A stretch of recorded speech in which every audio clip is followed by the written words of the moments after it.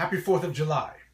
I'd like to take a few minutes of your time to explain why the Declaration of Independence is the key to remaining free. Why it's the key to staying free. We know that the Declaration of Independence was used to secure our freedom, but I think it's really still the key to staying free. Why do I say that? We need to remember some of the important points of the Declaration of Independence, and if we do that, then this declaration will help us to define freedom and to preserve our freedoms. What are the most essential points of the declaration that we're about to celebrate on July 4th? I know you're going to have a lot of fireworks, but you know where the fireworks are? The fireworks are really in this document. Where are the fireworks in this document? And what are those fireworks that we need to hold on to in order to keep ourselves free? You say, well, I'm already free. I can go to Walmart. I can buy what I want to. I can have an iPad. I'm free. Let's look at the way the Declaration of Independence defines freedom, and let's look at how it helps us to preserve our freedom. Because if you're ignorant about the foundations of freedom, you'll never know how to preserve those foundations for your family and future generations. All right. So the Declaration of Independence teaches us about freedom.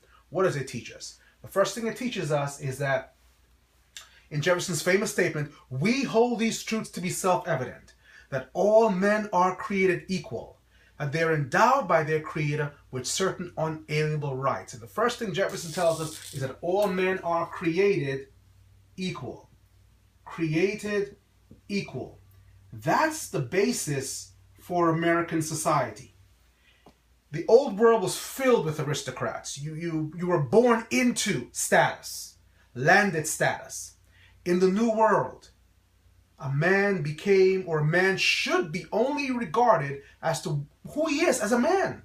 Not how much money he has or his situation in society, but simply as a man. And while you may argue that Jefferson himself did not adhere to his own principles, the important thing about the Declaration is not Thomas Jefferson or the committee that helped him to write it. The important thing are the principles that transcended those men. And one of the first principles is that all men are created equal. This does not mean that all men have to be equal in money, or all men are equal in intelligence, or all men are equal in beauty, but their standing before God is equality. And why do I say God? Because Jefferson mentions the word created. And he continues to say, and they are endowed by their creator, so you see that's a personalized statement. They weren't just created ipso facto by nature, but they're created by a personal creator. And they're endowed by their creator, says Jefferson, with certain unalienable rights. I love the word. Inalienable or unalienable, depends how you see it. But I like the word unalienable.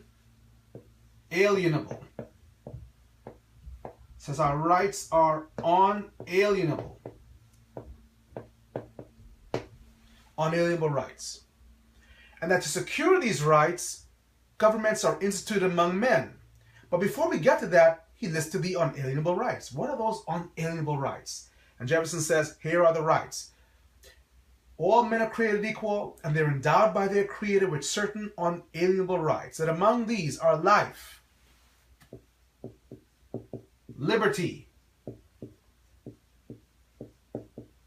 and in his famous phrase, the pursuit of happiness, which originally was property, but just how John Locke said it, but Jefferson changes it correctly, I believe, to the pursuit of happiness.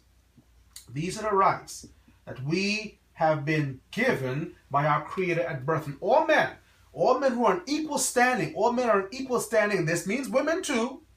All created beings are equal before God and receive a standing of equality at birth. Our society does well to remember that. But we have certain rights that cannot be taken away, unalienable, cannot be taken away. Because why? Because we have been endowed with those rights by a Creator. So therefore, since government didn't give us our rights, government can't what? You guessed it. Government can't take them away. If the government did not give you your rights, the government cannot take them away. We need to remember we have unalienable rights. Government needs to remember that too. Well, what are those rights? Life, liberty, and the pursuit of happiness. In a nutshell, you have the right to be left alone by government and others to pursue what you think is the best life. To have a personal freedom, to pursue, to chase after your own dreams. The entirety of man is here. Life, liberty, and the pursuit of happiness. To make your own way in life. To do what is right for you in life, but again, that which is not against law, because Jefferson is not going to argue that we have this unlimited right, but that which is right for your being, that doesn't end in hurt or pain to anyone else and doesn't violate the law of the land, obviously, or the law of God.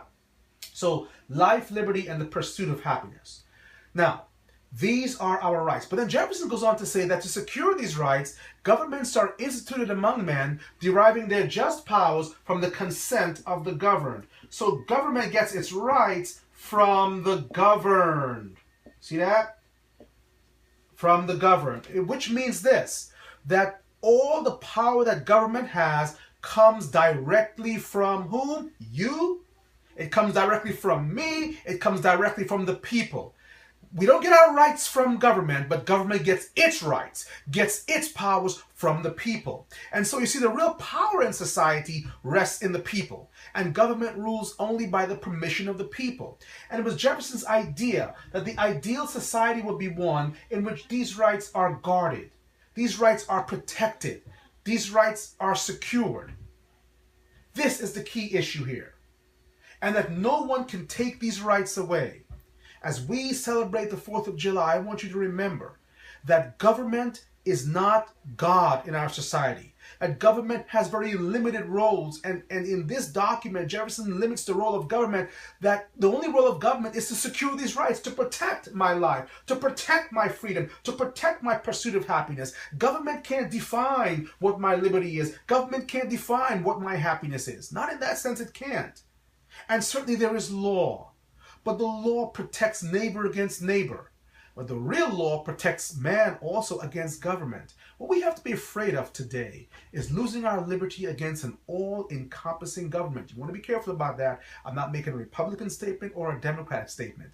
I'm not making a party statement. All I'm saying is that if you understand the Declaration of Independence, you understand that the key to freedom is understanding that your rights come from a creator. Those rights are unalienable. They're not an abstraction. They weren't given to you by government, and therefore you're not beholden to government. And that government's true force, government's true power, government's true realm is circumscribed carefully, so that what the government should really do is simply protect our life, protect our liberty, and allow us to pursue our happiness on our own terms.